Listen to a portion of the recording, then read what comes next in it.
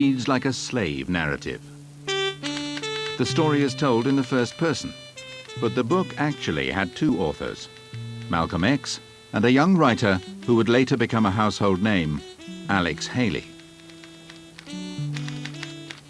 Haley was born in 1921 and grew up in Henning, Tennessee. The oldest of 4 children, he graduated high school at 16 and entered the Coast Guard as a mess boy. In time, Haley became the Coast Guard's chief journalist, a position created especially for him. He was in his late 30s when he finished his 20 years in Coast Guard. And I have a letter from Alex saying, well, I don't know what I'm going to do with my life, but having been there, he says, I know I want to be a writer. When he retired from the military, Haley had mixed success as a freelance journalist in New York City. Haley met Malcolm X for the first time in 1959, when he approached Malcolm for an interview. Their first encounter at the Muslim restaurant in Harlem was tense. The details of the meeting were included in Haley's epilogue to the autobiography. When my purpose was made known, he bristled, his eyes skewering me from behind the horn-rimmed glasses. You're another one of the white man's tools sent to spy. I told him I had a legitimate writing assignment and showed him my letter from the magazine stating that an objective article was wanted. Malcolm snorted that no white man's promise was worth the paper it was on. He didn't like Alex Haley, not at all, and he didn't trust him. Alex Haley, as far as he was concerned, was Uncle Tom. He wanted a chronicler of his life, not an interpreter, and that was stressed upon Alex Haley. And they had initially some heated exchanges. Despite the uneasy start, Haley did eventually get his interview, including 2 more for other national magazines. These interviews eventually led to their historic collaboration on the autobiography. On the original manuscript, Haley's corrections are in blue and Malcolm X's are in red. Although they shared a love for language, the 2 men had little else in common. Haley's background was more middle class, and he was moderate in his political views. But the story they wrote together was the making of an American radical.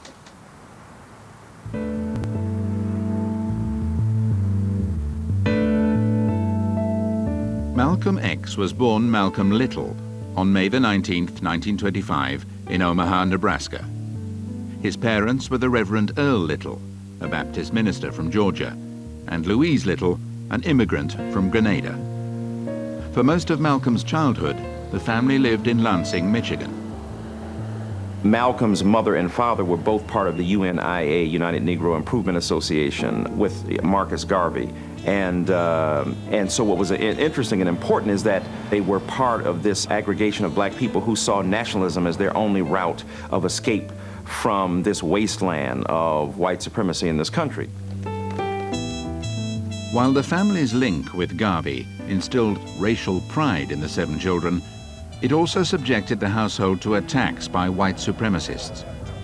Malcolm's earliest memory is of the torching of his house when he was only 4. The family held together for as long as they could, but when Malcolm was 6 years old, his father was violently killed. His body was found severed on the local streetcar tracks. 6 years later, his mother suffered a mental breakdown and was committed to a state hospital. Looking back, Malcolm blamed a heartless welfare system. I truly believe that if ever a state social agency destroyed a family, it destroyed ours. We wanted and tried to stay together. But the welfare, the courts, and their doctor gave us the 1, 2, 3 punch.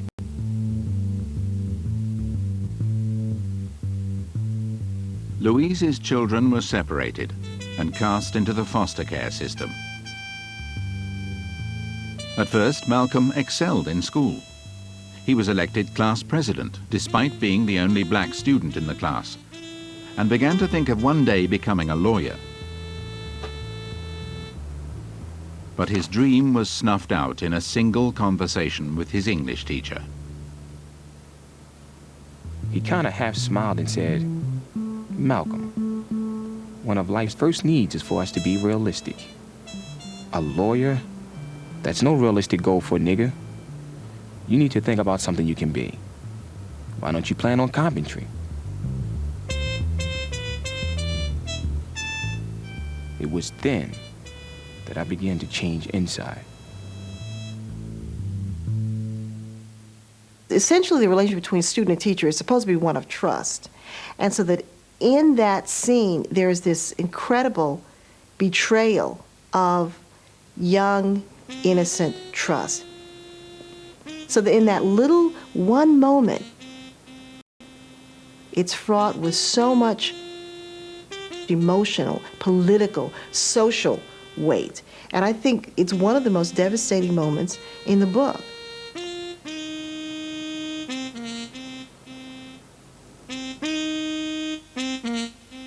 After 8th grade, Malcolm went to Boston to live with an older sister and her family. Quite quickly, he became entranced by the city's busy nightlife. He picked up the nickname Detroit Red and got a job shining shoes at the Roseland State Ballroom, and his career as a hustler began.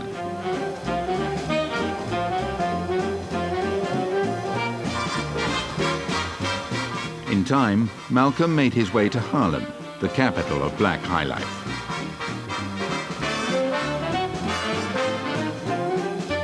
Thrilled by the fast pace and the fast life, he was seduced by Harlem's many charms.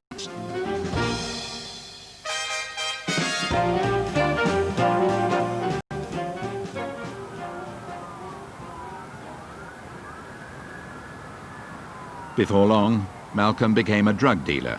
Using his quick wits and charm, he excelled at it. I sold reefers like a wild man. I scarcely slept.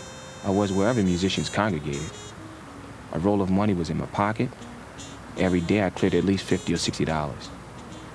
In those days, this was a fortune to a 17-year-old Negro. I felt for the first time in my life that great feeling of free. But before long, Malcolm started using drugs as well as selling them. His life spiraled more and more out of control.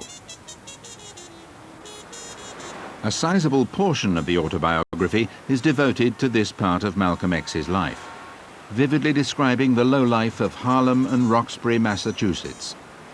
In recounting his life, he felt he had to reveal how low he'd sunk to show how far he'd come. He also knew that his experience was unexceptional. I hope that the objective reader in following my life, the life of only one ghetto-created Negro, may gain a better picture and understanding of the black ghettos which are shaping the lives and the thinking of almost all of the 22 million Negroes who live in America.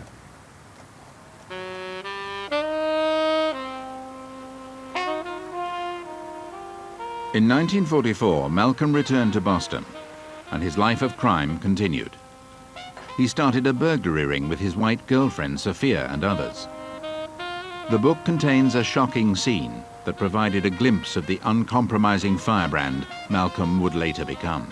At the gang's very first meeting, he played Russian roulette, simply to make the point to his crew, never to question his authority. They duly complied.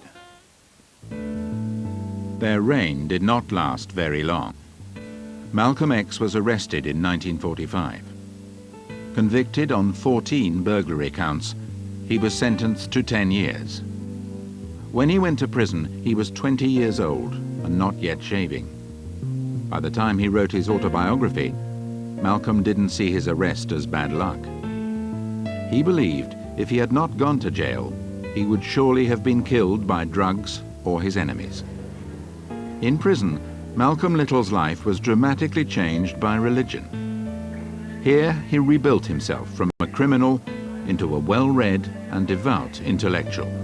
I think that that's important, that you see his journey. He did not arrive full-blown. He was not born Malcolm X. He became Malcolm X. And so that the first part of the book with all of its degradation, with all of its loss, with all of its essential tragedy, is crucial to an understanding of the triumphs that follow.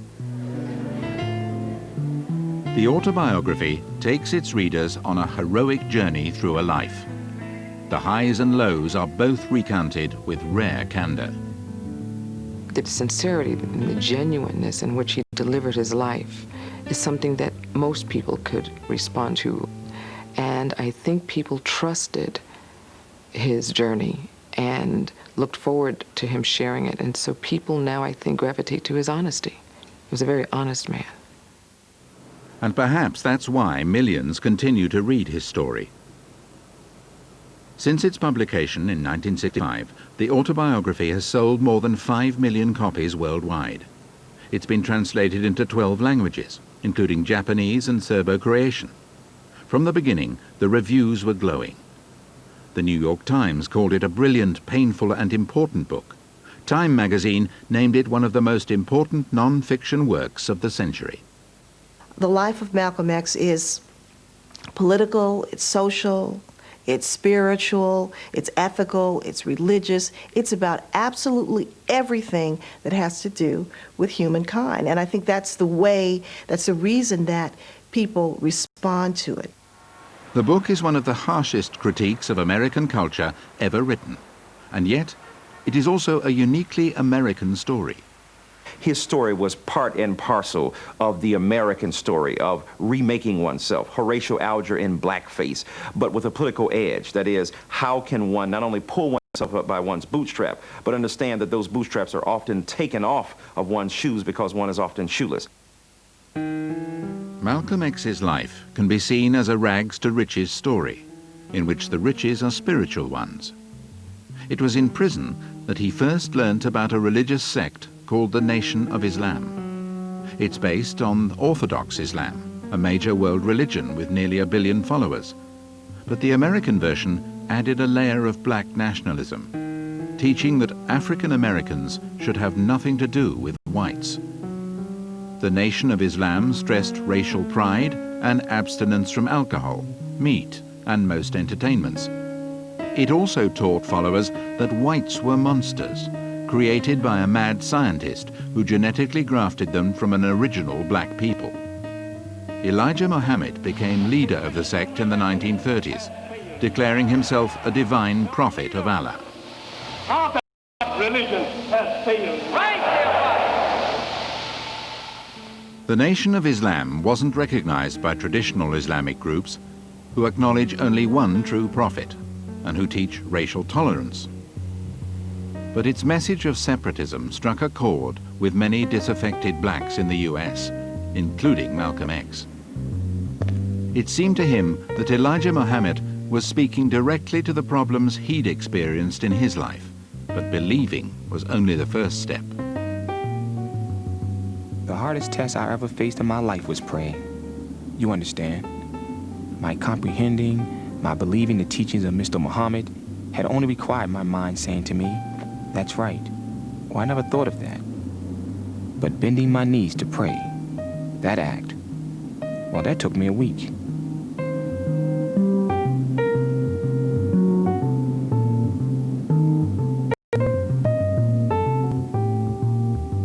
In jail, Malcolm also began his love affair with words. He read and studied voraciously, even copying the entire dictionary by hand. For me as a writer and a teacher, the way that Malcolm found words saved his life in prison. I think that's very, very powerful. He's like a drowning man who is trying to learn how to swim. And so that the words become life rafts. The sentences become the strong hands that pull him from the undertow. And so that he's not just reading. Reading becomes a way to save his soul, to recapture his life.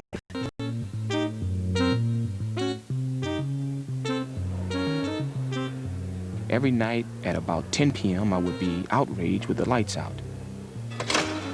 It always seemed to catch me right in the middle of something engrossing.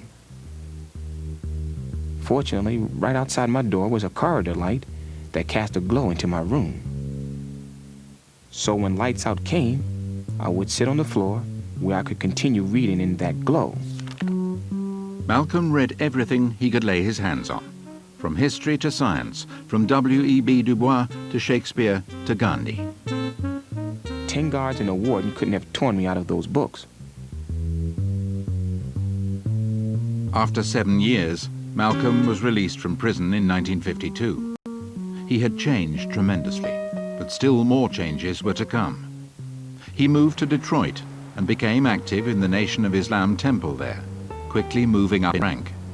He also grew close to the movement's leader, Elijah Muhammad, whom he gave credit for saving his life.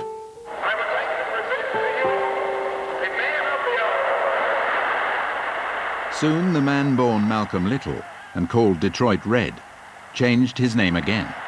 The X replaces the unknown name, our African name, that we've lost during slavery. The slave master just scratched that out. Everyone had a name.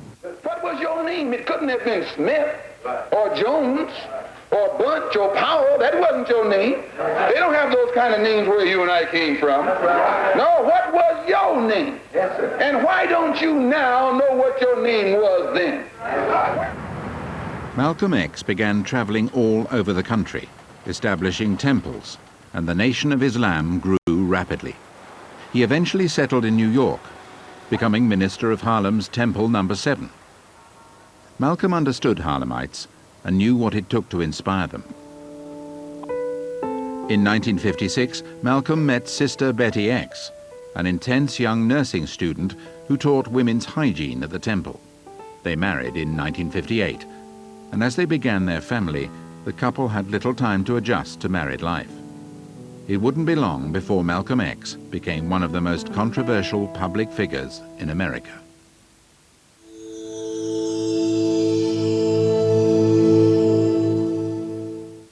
You want to play our game? Engine or game. Satisfaction. Malcolm X began writing his autobiography when he was only 37 years old. He seemed to already know that he would not live much longer, and he believed his life story would be his most powerful legacy.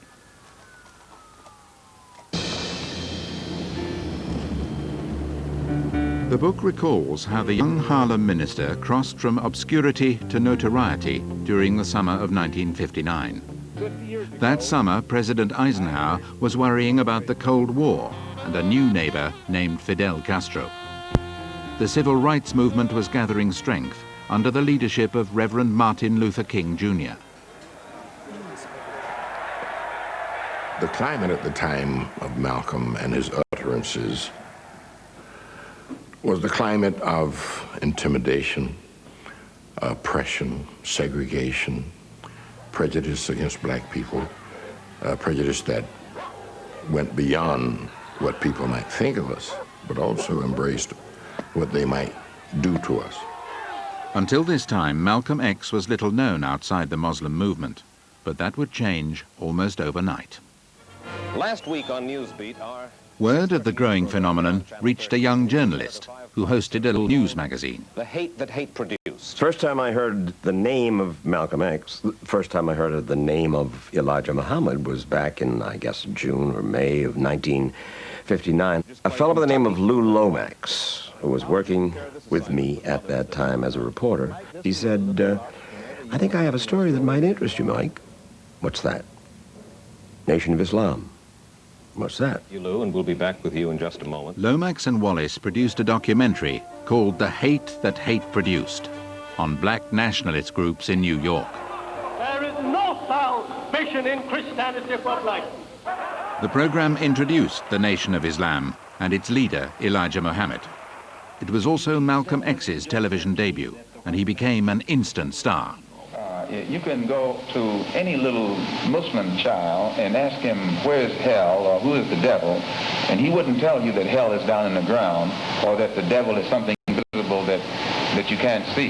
He'll tell you hell is right where he has been catching it, and he'll tell you who, the one who is responsible for him having received this hell is the devil. And he would say that this devil is the white man. Yes. There he was, somebody I'd never seen before, this bright, angular, angry man with flashing red hair and anger and lightning blazing from his eyes, and his way of looking directly at you and pinning you to the wall. He made he made a hell of an impression. Broadcast only in New York, the documentary astounded its viewers. The following week, it was shown again, this time to an equally stunned national audience. What's good news for the sheep might be bad news to the wolf. Black folks who wanted to separate from white folks? Is that right or wrong? When you take a look at the Uline Arena, and I don't know, 10, 15,000 people there, obviously very interested in Elijah Muhammad and in Malcolm, and disciplined and organized. So it is bound to stir the folks up. And it did. As he became more and more well known, Malcolm X almost single-handedly increased the Nation of Islam from a few hundred followers to tens of thousands across the country. He was the charismatic figure of the nation. There's no doubt about it. Elijah Muhammad was not a very persuasive, certainly not a charismatic figure, and Malcolm was all of that and more. In 1963, Alex Haley approached the now famous Malcolm X about telling his life story. He said, "I'll agree. I think my life story may help people to appreciate how Elijah Muhammad salvages black people." The two began meeting in Haley's Greenwich Village studio. At the start, the project seemed doomed. As Haley struggled to draw out personal details, Malcolm refused to discuss anything but the Nation of Islam and its leader.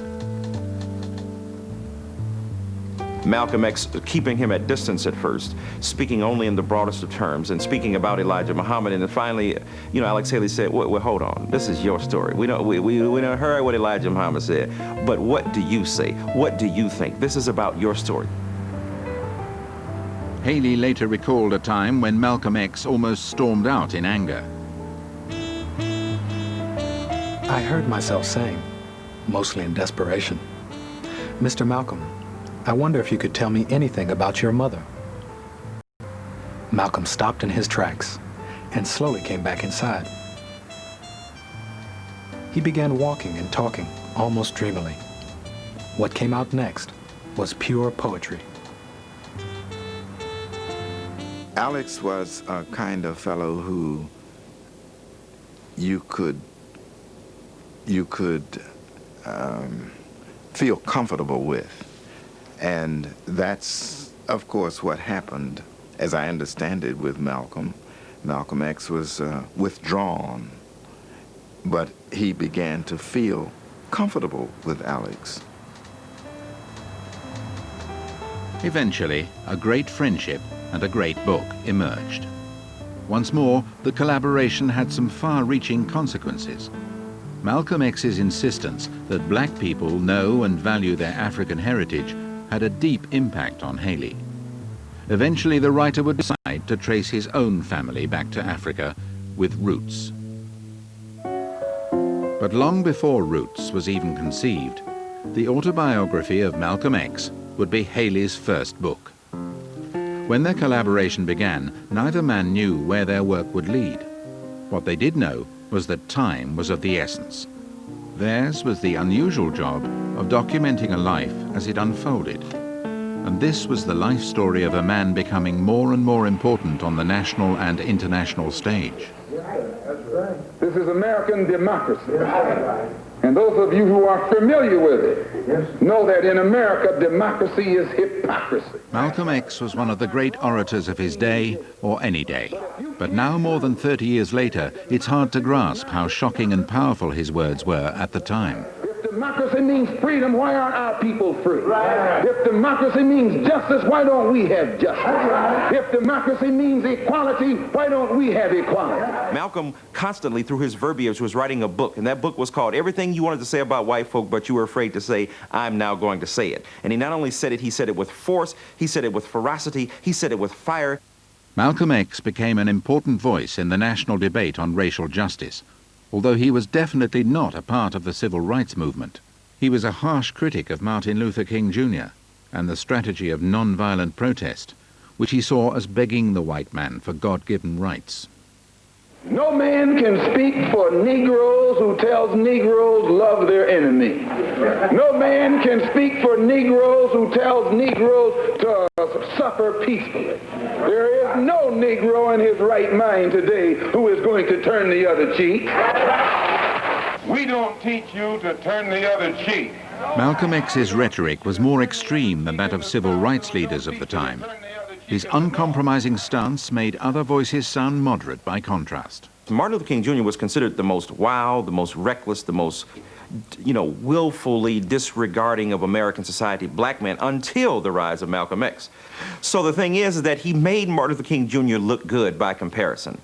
But they were yin and yang. Malcolm X was able to say things that Martin Luther King Jr. could never get away with, but Martin Luther King Jr. believed. Everything that Malcolm X said was thoroughly reported. Whether you agreed with him or not, he made great press, and the public was mesmerized. Do you consider yourself militant? I consider myself Malcolm. Over time, he established relationships with a handful of reporters based on mutual respect. I was so pleased when there's just a little reference to the fact in the autobiography that he trusted me as a reporter. We weren't close friends, but we were friends. And I think that he finally came to the conclusion that my heart was in the right place as a reporter. Black people. Malcolm X was making history, but he was also doing what he did best, changing. As the spokesman of the Nation of Islam, he still loudly accused the white man of being a devil, but privately, his thinking had begun to evolve. In his epilogue, Alex Haley gives us a valuable glimpse of this transition. One day, in his car, we had stopped for the red light at an intersection. Another car, with a white man driving, had stopped alongside. And when this white man saw Malcolm X, he instantly called across to him. I don't blame your people for turning to you. If I were a Negro, I'd follow you too. Keep up the fight. Malcolm X said to the man very sincerely, I wish I could have a white chapter of the people I meet like you. The light changed, and as both cars drove on, Malcolm X quickly said to me, firmly, not only don't write that, never repeat it. Mr. Muhammad would have a fit. The significant thing about the incident, I later reflected, was that it was the first time I had ever heard him speak of Elijah Muhammad with anything less than reverence. It was the first time, but it wouldn't be the last.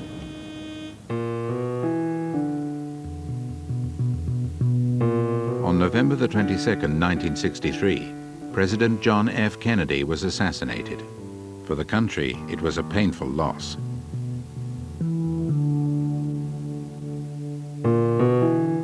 For Malcolm X, it launched a personal crisis.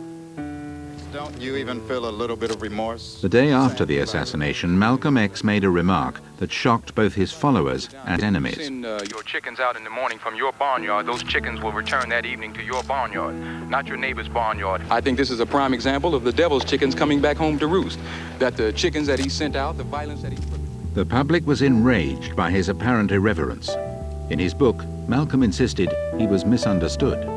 I said that the hating white man had not stopped with the killing of defenseless black people, but that hate, allowed to spread unchecked, finally has struck down this country's chief of state. The American press, of course, looked unkindly upon Malcolm's statement when they thought that all Americans should unite under the banner of this most atrocious of deeds and this most evil of assassinations that had snuffed out, after all, the life of a promising leader.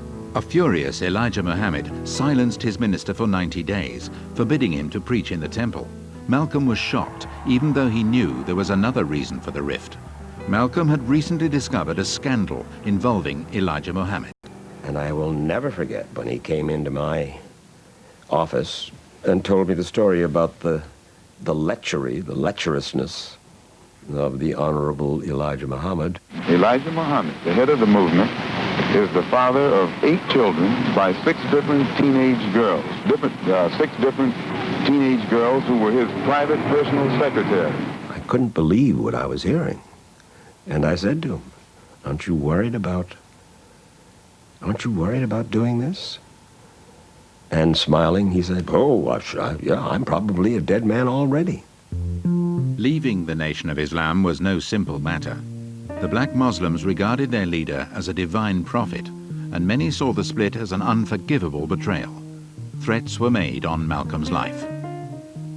When he would be driving in the streets of New York, here, Manhattan, Nation of Islam members and informants would come up and grab the car door and while he was at a stoplight and yank the door, "We're gonna get you, we're gonna get you."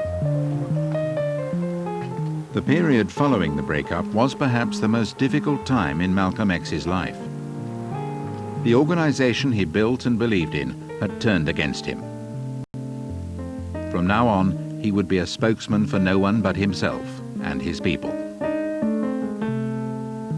Because Malcolm X was such a person who was so greedy for experience, greedy for life, greedy for change, and greedy in the best sense, the nation was always too small for him.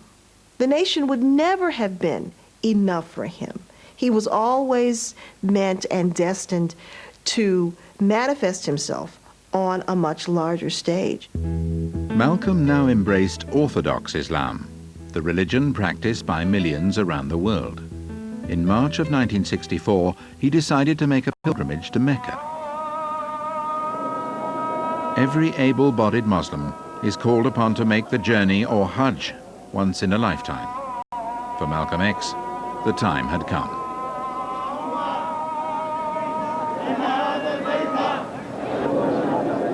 In the sacred city, he saw people of all races and nations humbly praying together.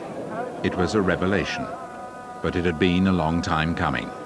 In Malcolm's own narrative, it appears that all of a sudden he understood that white people were good, but that's not really how it happened. Malcolm had way before that understood that white people were not the devils, but he wasn't able to explicitly articulate that. He couldn't come out the closet. He was in the closet about white people. Back in America, Malcolm took a Muslim name, befitting one who has completed the Hajj.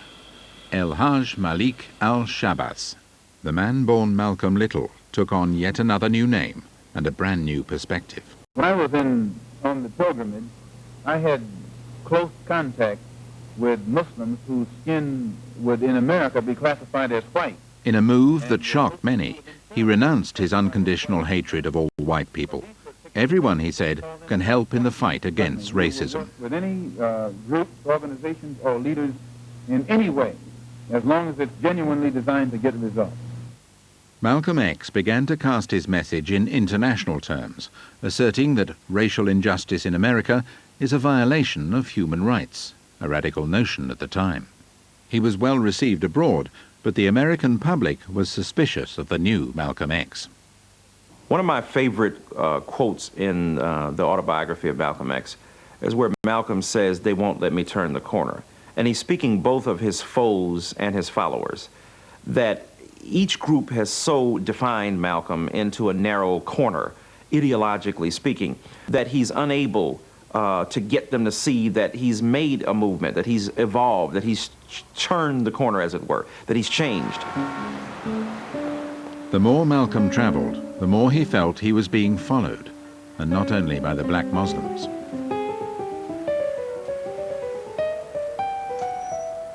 In the last chapter of his narrative, Malcolm X seems to be saying goodbye. He talks about Islam, politics, and how white people can help in the struggle for equality. He mentions some regrets, such as never finishing school or not becoming a lawyer. And eerily, Malcolm foresees his own destruction in the wrenching final pages. Every morning when I wake up now, I regard it as having another borrowed day. In any city, wherever I go, making speeches, holding meetings of my organization, or attending to other business, black men are watching every move I make. I know, too, that I could suddenly die at the hands of some white racist. Anyhow, now each day, I live as if I'm already dead.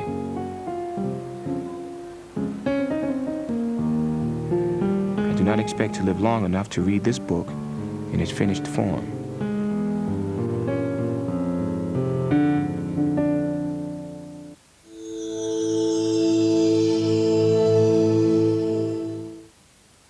The 1930s, the golden age of travel. Whether by air, sea, or land, the race is on for ever more luxury, glamour, and above all, speed. National prides are at stake as epic contests unfold to break world records. To be the fastest, to be the best. Speed Machines, Tuesday at 9 over on Discovery Channel.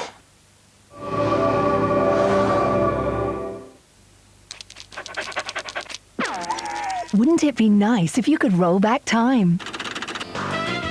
At Asda you can, in the big rollback, with thousands of prices rolled back, including every Asda Smart Price product, food from our Good For You range, and lots of big name brands. So you get more of what you want at yesterday's prices.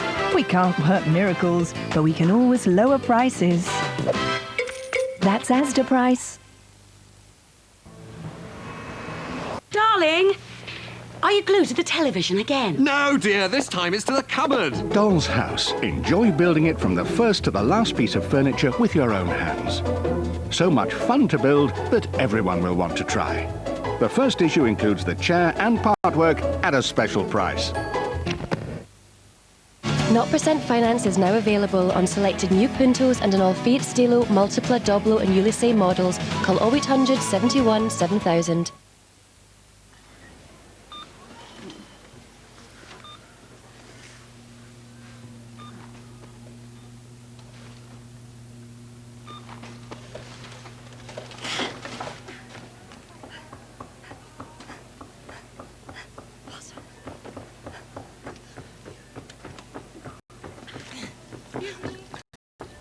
Be stimulated by health with the Body and Soul Complementary Therapy Guide, only in this Saturday's Times.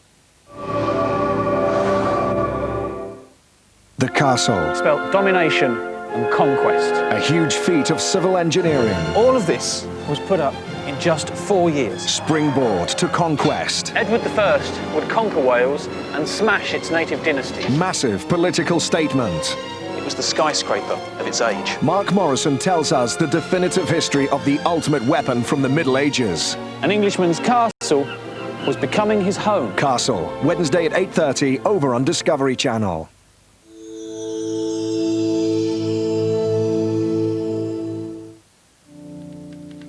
The autobiography of Malcolm X does not end with Malcolm X's own words. Alex Haley's epilogue relates the violent ending to the story. There is a part I can't read, and that's the end. I've never, no matter how many times I've picked up the book, I cannot read the end. Late in the afternoon of February the 21st, 1965, Malcolm X approached the podium at the Audubon Ballroom in Harlem. Betty and their 4 children looked on as suddenly several gunmen opened fire on Malcolm X.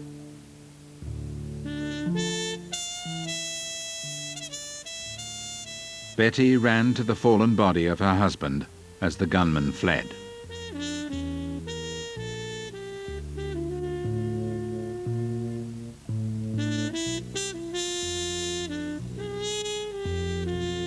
He was rushed to Columbia Presbyterian Hospital across the road.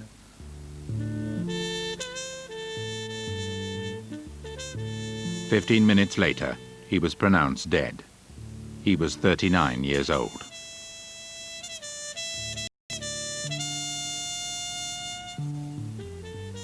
His friend and colleague, Alex Haley, was left to finish what the 2 men had started 3 years earlier. He said that after he learned of Malcolm X's death, that he just sat down at the typewriter and started writing.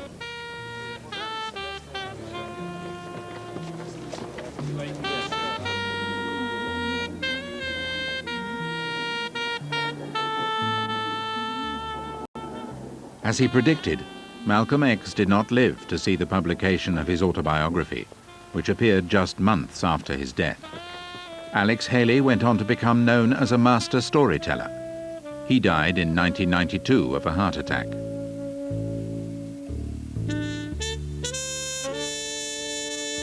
What they created together, the autobiography of Malcolm X, is one of the most powerful and perceptive narratives of the 20th century.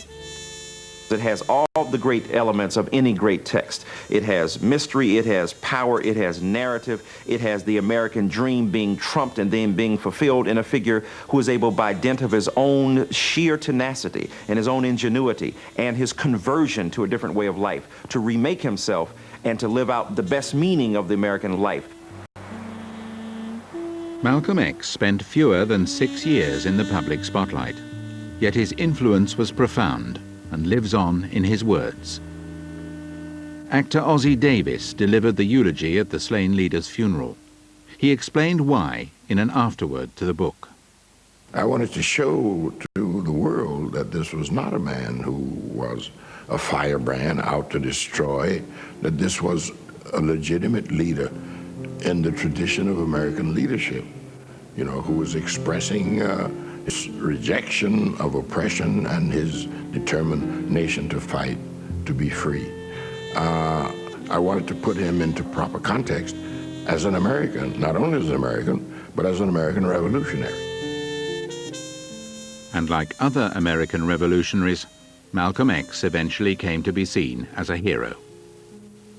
In the late 80s and early 90s, there was a tremendous attention to black nationalism. Spike Lee's movie on Malcolm X, of course, was the apotheosis of that. It was the summing up point of that. But that had been building for years within black popular culture, within black films, within black music, and so on. The feature film made Malcolm X fashionable for a time, when he appeared in music videos and on countless posters and T-shirts. But the book transcends trendiness, selling steadily, both before and since. I was at the post office the other day and saw that Malcolm X is smiling at me now from a postage stamp. And even though the larger consumer culture has co-opted his image, the book remains as his revenge. The autobiography of Malcolm X has served in our culture as a kind of handbook of struggle, a kind of guide to lead us from being niggers toward being men. And it has served that purpose and still does. Written by a leader who never reached middle age, his words have a special resonance for young people. I think for the younger audience today that feels as if they've not been listened to, they believe in my father's own words, since he was always very frank and very honest, that he gets it. So for them, it's an absent uncle whom they're quoting. What would Malcolm X think about the celebrity status he achieved nearly 3 decades after his death? And what would he feel about the state of racial justice in America today?